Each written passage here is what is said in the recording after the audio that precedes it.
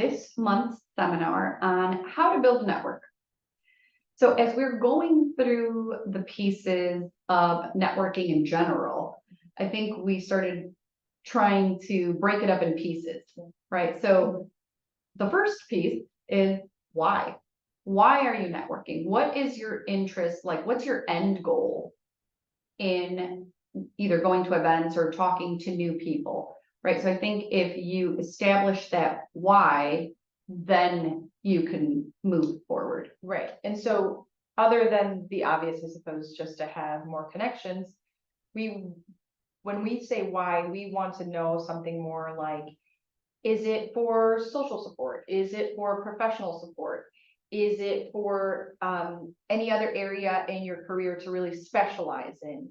Those are the things that we want you to really think about so that we can pinpoint what exactly we're going to be doing with the events that you're going to be going to, the people that you're going to be reaching out to connect with and contact.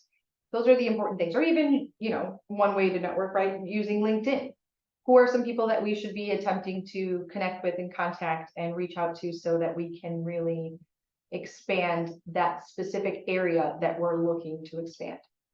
So if you're a note taker like I am, I would say write down those three things and really think them through thoroughly, right? So is it for social reasons? Is that why you're looking to network or build a stronger network? Is it for professional reasons? Or is it just supportive reasons? And by supportive, let me give an example. So supportive could be you have younger children and they've decided to join a sports team. So you want to make sure that we're all busy, right? We have work, we have life, we might have church, all of these activities that we're in, but we do need to dedicate some time to that supportive network that we all need. So are you building those friendships and relationships with the moms that have children in your age group?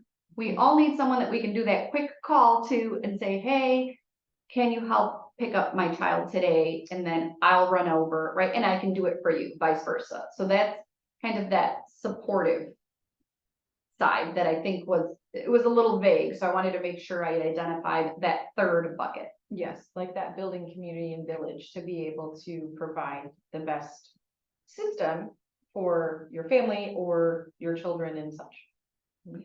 So now that you've identified your why, I think then the next step that we solidified was being specific. Now here, it's not just the why, right? Because you could be like, oh, my why is already specific. Now you have to dig a little deeper. Today, we're going to focus on the second group, which is the professional, how to build your professional network. So even in that space already, we still need to identify what space in the professional field you want to develop further. Are you an individual that wants to dig deeper in your same field? Would you like to identify maybe some of the attributes that you have that tie to someone else's field?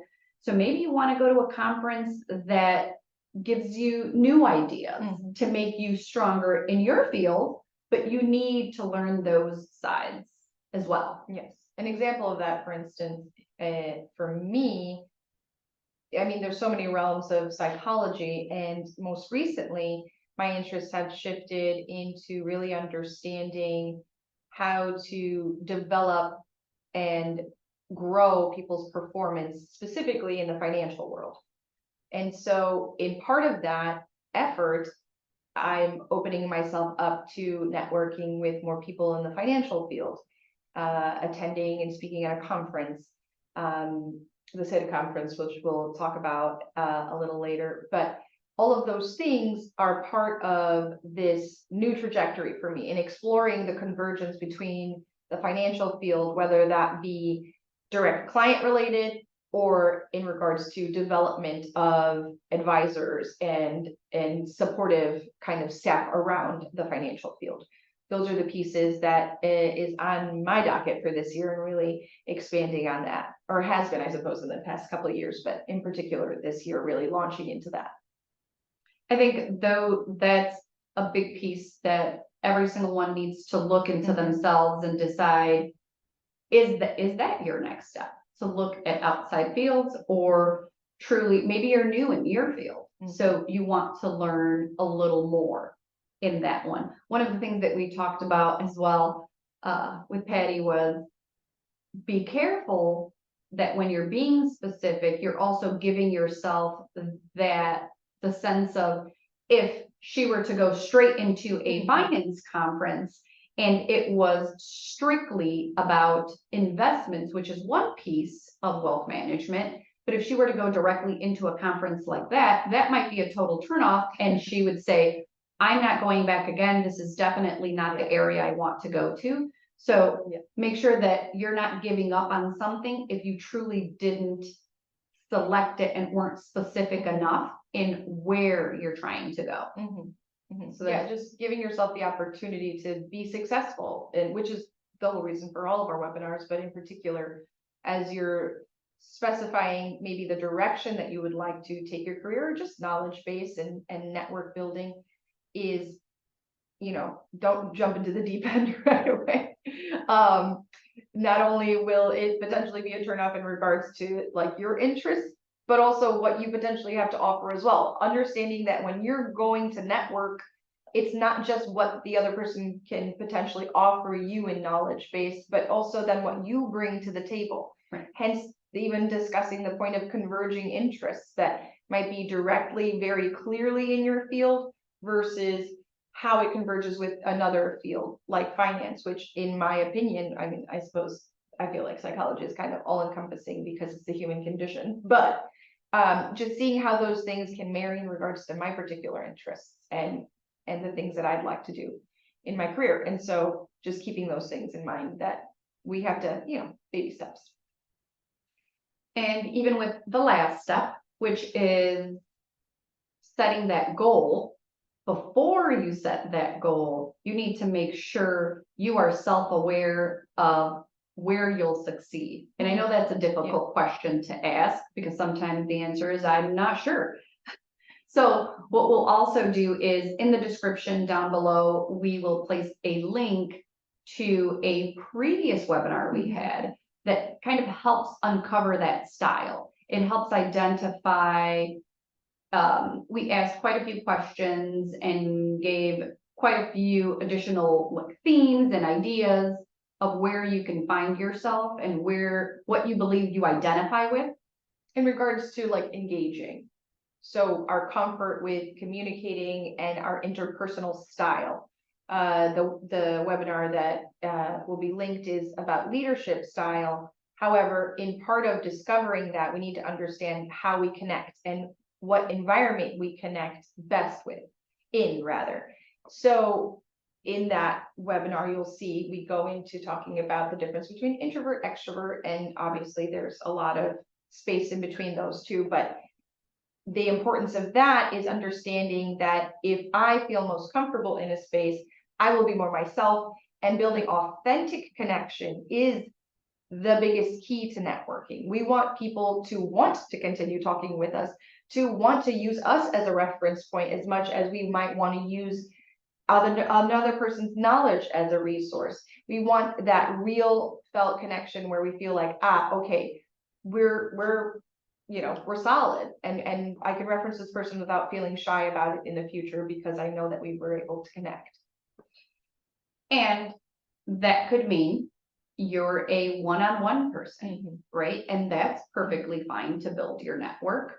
Or you like spaces with 1,000 to 4,000 people, events that are that large. So independently of which one you select, and diversity helps, right? So kind of picking a little bit of each would be helpful. But definitely the key is being authentic. And if it pushes you too far in one area, then it serves no purpose. If, let's say, you are an introvert and you go to this huge event, then you're not truly reaching that goal that you've set for yourself, which is to build a larger network, to have these connections, if you're going to them and coming away with nothing.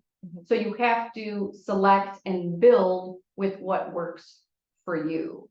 I think you sharing one piece that was so important and I didn't think of when I think of building my network, I'm always thinking new individuals, Oh, right. and that's not the case. Right, no, part of what we were discussing in preparing was that sometimes we have made great connections in the past, and for whatever reason, distance, like physical distance, or just life gets in the way of maintaining a connection, or someone that was a supervisor, someone that was just a colleague at a different space, but you remember fondly, or they may remember you fondly. Just reconnecting and understanding that most people enjoy connection. Most people will want to be able to work with each other in order to create something meaningful. And again, that's the whole point of that authentic connection piece. If you know that you have someone that you wish you would have kept in touch with,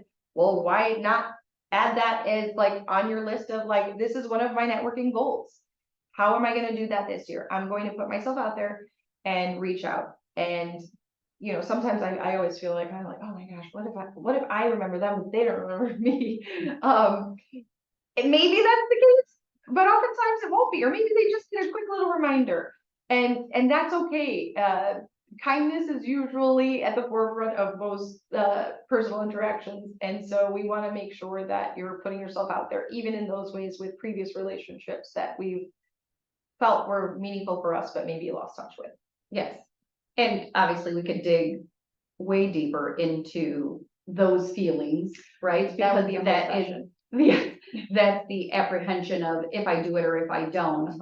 But knowing that there's millions of people in the world and there's wonderful ways on which you can connect. And if someone doesn't want that connection, that's okay. You kind of move on to the next person. And that's what you were just saying about having reached out to someone in particular recently and then sitting with, which is true, right? Like this reality testing, like, well, what's worse that can happen if I reach out and then that person doesn't want to? They can either say nothing, Yes. which, you know, isn't okay.